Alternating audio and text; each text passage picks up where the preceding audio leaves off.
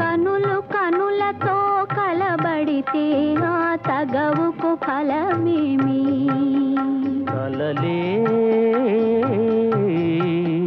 నా కలలో నీవే కనబడితే ఆ చొరవకు బలమేమి?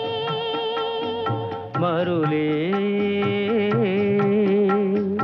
మరులు మనసులో స్థిరపడితే ఆపై జరిగేదేమి? మనువు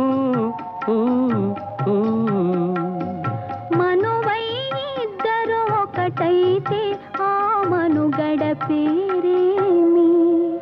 సంసారం